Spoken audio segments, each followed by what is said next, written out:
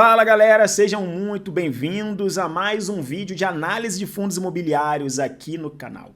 Então, se esse assunto te interessa, já se inscreve e se ao final do vídeo você gostar desse tipo de conteúdo, deixa seu like aqui que vai ajudar esse conteúdo a chegar a cada vez mais pessoas e, consequentemente, o canal também crescer. Levar a informação para pessoas que precisam, investidores que queiram construir um bom patrimônio para viver de renda. No vídeo de hoje vamos fazer a análise do RZAT11, um fundo imobiliário que eu falo bastante, não só aqui, mas também em outras redes sociais, e chegou o momento da gente entrar um pouquinho mais a fundo aí desse fundo imobiliário que todos acham que é um fundo de papel, mas na verdade não é. É um fundo híbrido. Esse é o segmento, né, desse dinossauro aqui, desse baita fundo aí que eu gosto bastante dele. Então vamos lá. Segmento híbrido, já vamos começar com algumas informações. Então se você é novo aqui, essa é a dinâmica, a gente começa com algumas informações, depois a gente já faz a passagem para o relatório gerencial do fundo. Preço sobre valor patrimonial 0,91, então com 9% de desconto em relação aí ao seu valor, o valor de mercado, né, o valor de mercado em relação ao valor patrimonial, mas eu não gosto de utilizar isso aqui como uma métrica tão interessante para fundos de tijolo, como é o caso desse fundo imobiliário. Então, quem aí investe, quem sabe, né, como funcionam os fundos imobiliários, sabe que a métrica PVP não é tão interessante para fundos de tijolo, tá? Mas como muitos de vocês utilizam isso como base, é interessante a gente dar essa olhadinha também, beleza? Gestão é da RISA, representatividade no IFIX, que é o Índice de Fundos Imobiliários, 0,28% a sua representatividade. Aqui vamos para a liquidez média diária de 1,1 milhão de reais, o que é muito bom, ou seja, você vai poder vender a qualquer momento, comprar a qualquer momento, então sem o risco aí, sem muito risco de liquidez, praticamente nenhum. Distribuição dos dividendos, no último mês, pasmem, pagou 1,31% de dividendos. Nos últimos 3 meses, uma média ali, né, juntando os 3 meses, 3,28%. Últimos 6 meses, 5,88% de dividendos. E nos últimos 12 meses aí, que a gente já puxa para o dividend yield, de 12,87%. Aqui eu tomei também a liberdade de trazer para vocês as duas teses de investimentos do fundo, da gestão do fundo, que é muito importante para a gente entender como funciona a dinâmica dos imóveis desse fundo. Por isso que muitos confundem o RZAT11 como um fundo de papel, porque ele tem uma dinâmica muito parecida com alguns fundos de CRI, mas não é o caso aqui. Então trouxe por definição, a definição ao pé da letra, como funcionam as duas estratégias praticadas pela gestão do fundo. Primeiro, a Sale and Leaseback, e a outra, Build to Suit, tá bom? São as duas estratégias que o fundo utiliza. Vocês vão ver que é bem simples de entender, tá?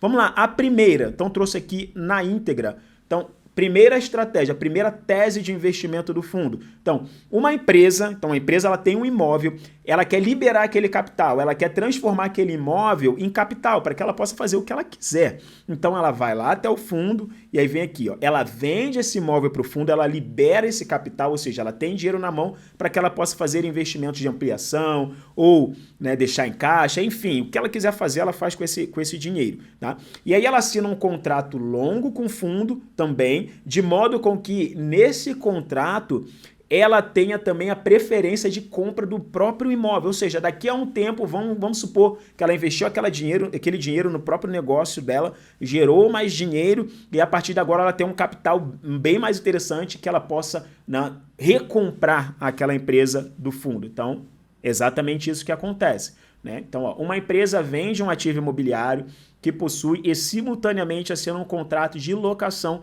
para continuar usando o mesmo ativo, mesmo imóvel. É uma estratégia usada principalmente para liberar o capital investido no imóvel, tá? Então ela assina o contrato com o próprio fundo e ela mantém aquela locação. Então isso é interessante porque, né? Então vê uma das características também do fundo, baixa vacância. Se uma empresa, aquele imóvel já está todo adaptado a ela, ou seja, poxa, ela que praticamente construiu aquele imóvel, ela vende esse imóvel para o fundo, não tem o porquê dela depois desocupar.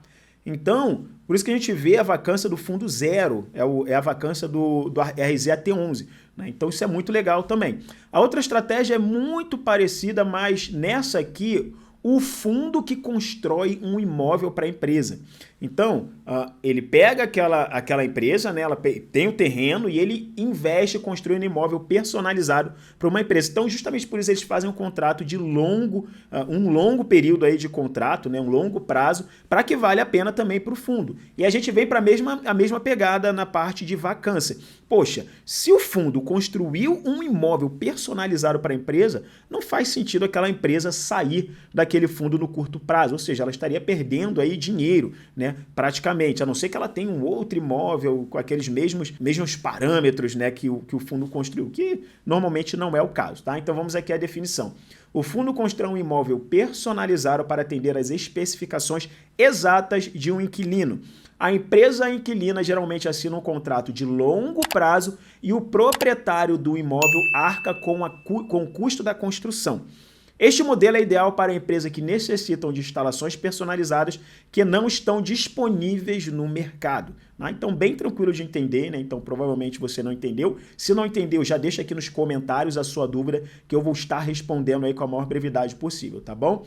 Feito isso aqui, já vamos entrar aqui no relatório gerencial do fundo. Já deixo aqui para você que esse fundo aqui ele tem umas especificidades diferentes, né? Ele faz a publicação do relatório, principalmente ali da carta do gestor, a cada 3 meses. Não é tão normal um fundo imobiliário fazer isso, mas não tem nada dizendo que a divulgação do relatório, a confecção, ela tem que ser trimestral. Mas já deixo aqui também, né, um parênteses, porque as informações, apesar do relatório, aquele PDF que a gente pode baixar, ele ser construído a cada 3 meses, as informações atualizadas mensais, elas ficam disponíveis no site do fundo. Então, isso também é um ponto positivo, né? A gente vê o ponto negativo que não é gerado um relatório mensal, né? Seria interessante, seria legal, né? Então, agora a gente vai ver que o relatório que está aqui é de setembro, então estamos em dezembro de 2023, mas se você quiser se aprofundar, pegar as informações atuais, você consegue isso lá na própria página do fundo, tá bom? Então vamos lá, sem mais delongas, vamos já ao relatório, vamos começar aqui por cima, né?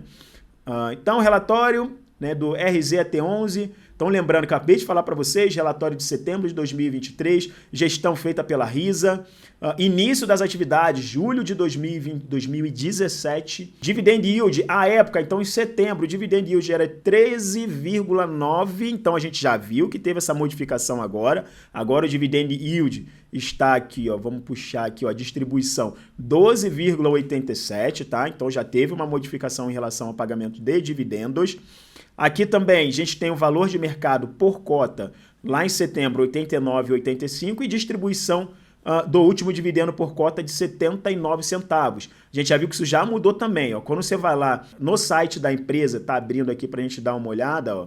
Quando a gente vai lá na distribuição, né, a gente vê que em setembro foi de 79 centavos, mas agora em novembro já foi de R$ 1,20 a distribuição, o dividendo distribuído por cota, né? Então a gente já vê um aumento aí bem interessante. O que isso normalmente ocorre aí no final do ano, porque os fundos eles são obrigados a distribuir 95% dos seus lucros semestralmente. Então, quando vai chegando no final do ano, então muitos fundos imobiliários têm muito para distribuir, como a gente viu que é o caso do RZT11. Tá? Então, muitos têm muito para distribuir e aí acontece que os dividendos eles são mais gordos, né? Principalmente aqui que a gente vai ver em dezembro ali, em janeiro, a gente vai ver que é um dividendo um pouco mais gordo, tá bom? Voltando aqui ao relatório gerencial, total de 37 mil cotistas, 37.092. Os contratos, o prazo médio, né, a média ponderada dos contratos com os locatários de 5,5 anos. Um cap rate, uma entrega por imóvel ali, 9,2% mais inflação, mais IPCA. A liquidez aí a gente já falou. Então tem aqui também um panorama geral sobre fundos imobiliários, resultados semestrais, então aqui já não é o caso para a gente, que a gente já está em dezembro, então isso aqui é informação desatualizada, né? Se a gente quiser informação mais atualizada, mais vale, ao invés de a gente olhar essa parte no relatório, a gente já vai direto no site do fundo imobiliário, tá bom? Como eu falei aqui para vocês, ele sempre traz isso de forma cada trimestral, então ele fala aqui em julho, agosto e setembro, o próximo relatório que deve sair agora em dezembro já vai falar, né? Então, outubro, novembro e dezembro, deve sair janeiro aí, tá? Aqui algumas informações aqui interessantes em relação ao portfólio do fundo também. Isso aqui eu acho bem legal, ó, em relação a esse fundo, é o que? Eles estavam para fazer a 7ª emissão de cota. Lembrando que existem duas formas do fundo, ele ter capital para investir, ele angariar capital para investir, que uma dessas formas é vendendo imóveis, negociando imóveis, dois principais, né? Negociando alguns dos seus imóveis e a outra fazendo emissão de cota para fazer captação e aí sim investir. Normalmente, né, um fundo, o que é interessante para os cotistas é o quê? Que o fundo ele faça uma nova emissão de cotas quando o preço da cota, o valor de mercado da cota esteja assim, bem na média do valor patrimonial ou acima, que aí o cotista ele não sai perdendo, vamos colocar assim. Como não é o caso do RZT11. Então a gente vê que a negociação de mercado, o valor de mercado, está muito abaixo do que o valor patrimonial por cota. Como a gente vê, tem um desconto de 9%. Então você vê que o fundo ele postergou, né, essa emissão aí de cotas justamente por causa disso. Ou seja, uma preocupação ali a mais com cotistas, que eu acho bem interessante para fundos imobiliários. Um outro ponto que eu já deixei grifado aqui, que agora já se concretizou, né? Então a Granol se manifestou para a compra do imóvel que ela estava como inquilina. É uma empresa, lembra que a gente falou das duas estratégias bem definidas do fundo, das duas teses?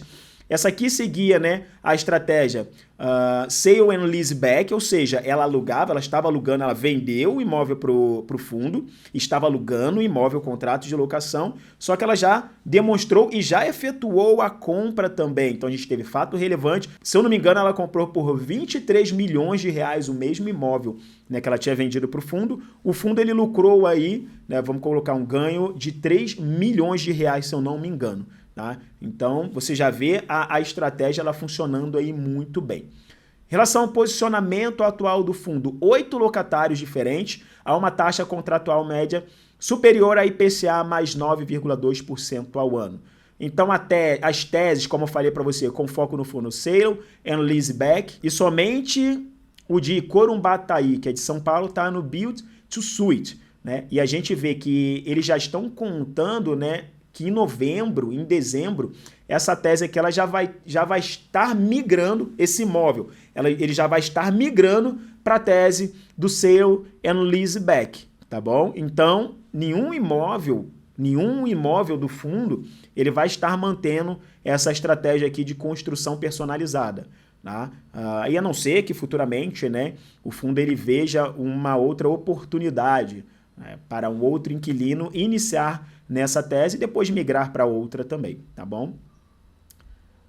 Mais algum ponto aqui, não há qualquer aluguel em atraso, então como eu falei para vocês em relação à vacância, ele deixa bem destacado que o fundo ele não está ligado a nenhum inquilino e nenhum investimento no setor de multipropriedade.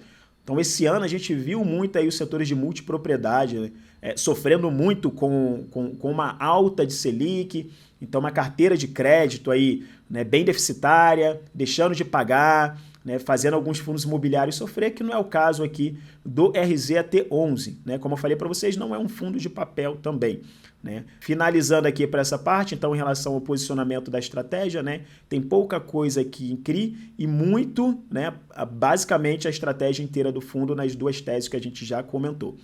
Perspectivas, vale destacar, isso aqui é legal que a gente vê que todos os fundos eles estão bem posicionados e trazendo essas informações suplementares para os seus cotistas, né? Como ele traz aqui, vale destacar que a gestão acredita que a queda na Selic, então a gente teve mais uma queda agora da taxa Selic, então isso vem ocorrendo, já é uma realidade, né? Não é só um estudo, não é só vai acontecer, não, já vem acontecendo. Então não somente se manterá, mas tende a ter uma possível aceleração nos cortes a partir do início de 2024. O que deve aumentar o interesse cada vez mais em ativos, então, ou seja, em fundos imobiliários atrelados à inflação, tá bom?